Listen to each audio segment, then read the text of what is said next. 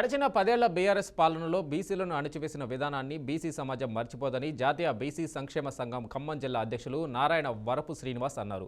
సత్తపల్లిలోని Congress party camp కార్యాలయంలో నిర్వహించిన సమావేశంలో శ్రీనివాస్ మాట్లాడారు. ఇటీవల కాంగ్రెస్ పార్టీ కులగణను అసెంబ్లీలో ఆమోదించడంతో యావత్ తెలంగాణ బీసీ ప్రజానీకం సంతోషంగా ఉందని తెలిపారు. దేశంలోనే ఎక్కడా లేని విధంగా తెలంగాణ రాష్ట్రంలో కాంగ్రెస్ పార్టీ కులాల వారీగా జనాభా లెక్కలను తీయడం సంతోషకరమని అన్నారు. రిజర్వేషన్లో బీసీలకి అందిస్తానని చెప్పడం యావత్ తెలంగాణ రాష్ట్రంలో ఉన్నటువంటి బీసీ సమాజం మొత్తం కూడా అందిస్తా ఉంది. మరి మద్దతు పలుకుతా ఉన్నాం.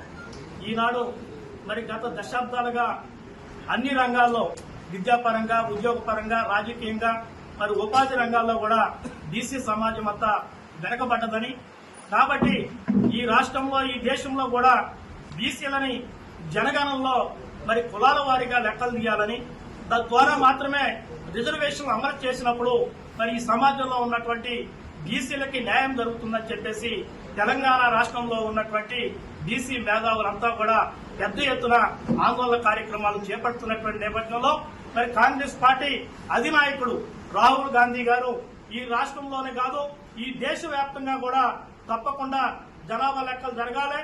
జనాభా లెక్కల్లో కులాల వారీగా లెక్కలు తీసి జనాభా నిష్పత్తి ప్రకారం రిజర్వేషన్లు అమలు చేసినప్పుడు మాత్రమే బలహీన వర్గాలకి న్యాయం చేకూరుతుందని చెప్పేసి వారి ఎన్నికల ముందు మరి వారు ఇచ్చినటువంటి ప్రకటన హామీ మేరకే మరి ఈనాడు తెలంగాణ రాష్ట్రంలో అధికారంలోకి కాంగ్రెస్ పార్టీ వచ్చిన తర్వాత వారు ఇచ్చినటువంటి మాటలు నిలబెట్టుకునే విధంగా ఈనాడు ముఖ్యమంత్రి స్వర్గీయ నందమూరి తారక